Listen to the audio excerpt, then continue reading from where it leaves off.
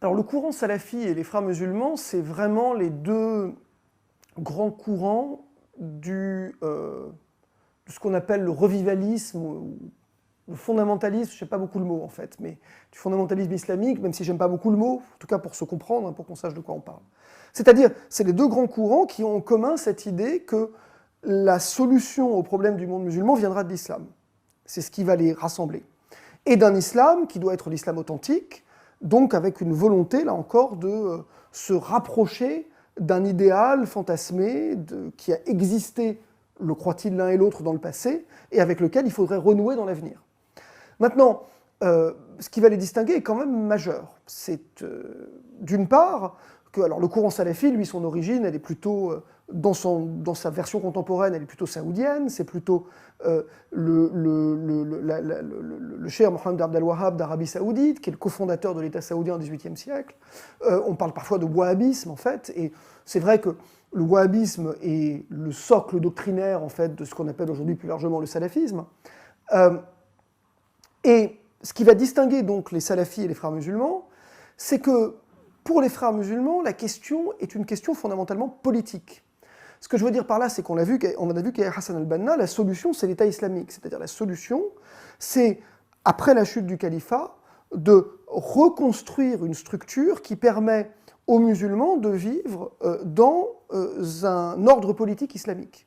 Et c'est de l'ordre politique que pour Hassan al-Banna viendra la solution. Dans le même temps, les frères musulmans se préoccupent assez peu du religieux en tant que tel. Ça peut surprendre quand je le dis comme ça, mais Hassan al-Banna, par exemple, ou même ses successeurs chez les frères musulmans, n'entrent pas dans des débats théologiques sur quel est le bon islam, la bonne théologie musulmane. Il y a chez les frères musulmans un conservatisme très clair, hein, ce sont des conservateurs, mais des conservateurs qui finalement sont prêts à tolérer une certaine pluralité au sein du conservatisme, et ont surtout, parce qu'ils sont d'abord des acteurs politiques, pour but de faire l'unité des musulmans par-delà leurs divergences acceptables, au nom d'un projet politique commun. Les frères musulmans, par exemple, sur la question chiite, n'ont jamais été marqués par un anti-chiisme particulier. Hassan al-Banna lui-même, en fait, avait participé, à son époque, aux tentatives de rapprochement entre sunnites et chiites. Et traditionnellement, la question chiite n'est pas une question pour les frères musulmans. Ils ont d'ailleurs soutenu la révolution iranienne, et ils avaient envoyé une délégation à Téhéran en 1979 pour féliciter Khomeini, parce que pour eux, ce qui se passait en Iran, avant d'être une révolution chiite, c'était une révolution islamique, et donc qui, d'une certaine manière, se rapprochait de leur vision idéologique, et ils avaient cherché à construire des ponts avec l'Iran révolutionnaire sur cette base. Les salafis, les priorités sont strictement inverses. Pour les salafis, le religieux est central. Pour les salafis, la vraie question, c'est celle de la pureté religieuse, c'est-à-dire celle de ramener le musulman à des pratiques définies comme orthodoxes. Ça veut dire que les débats théologiques, qui sont complètement secondaires pour les frères musulmans, sont complètement centraux pour les salafis. La vraie question, c'est quelle est votre théologie, ce que les salafis appellent aqida, en quoi vous croyez, est-ce que votre croyance est la bonne ou pas la bonne, comment vous pratiquez, est-ce que vous pratiquez votre islam à l'exemple du prophète ou pas. Et donc ça va impliquer en fait un débat qui est un débat de nature fondamentalement religieuse, pour définir la norme islamique. Ce qui intéresse les salafis, là encore, c'est de redéfinir la norme islamique sur une base que eux considèrent comme authentique. Et le projet politique, il est parfaitement secondaire pour les salafis. Alors évidemment, on va dire qu'il y a des salafis qui se sont politisés, on va trouver des variantes, mais pour la majorité des salafis, on va dire ici, le projet politique est secondaire.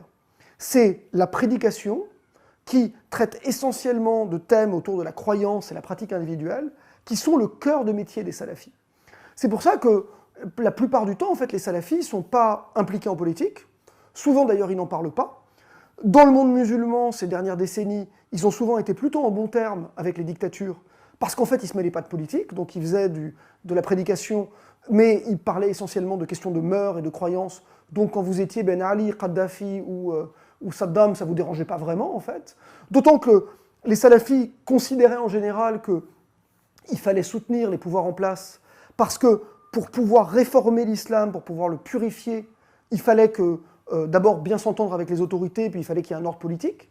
Donc la question de la réforme politique pour les salafis était plutôt très secondaire en fait.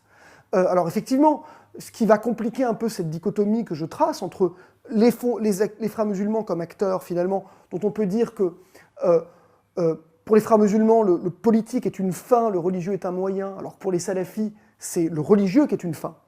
En fait, bon, cette dichotomie, je pense qu'elle est vraiment opérationnelle dans les premières décennies.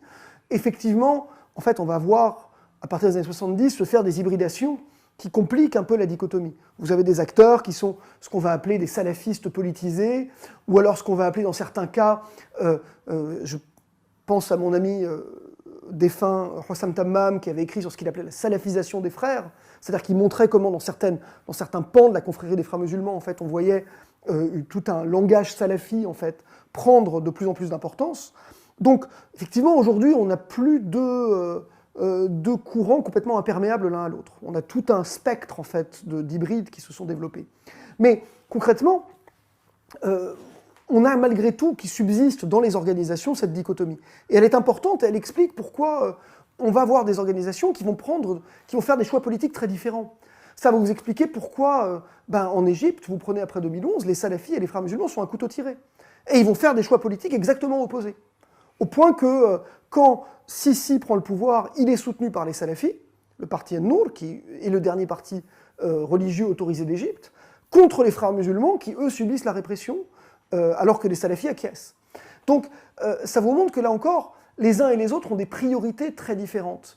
Et voilà. Et pour revenir sur les frères musulmans, c'est aussi par comparaison avec les salafis qu'on voit à quel point les frères musulmans sont d'abord un acteur politique. Et parce qu'ils sont d'abord un acteur politique, ils sont un acteur malléable. Ils sont un acteur qui s'adapte. Beaucoup plus que les salafis, qui vont s'adapter aussi en fait, mais pour qui l'adaptation est un problème. Pour les frères musulmans, parce que c'est de la politique, l'adaptation, elle fait partie de leur logiciel.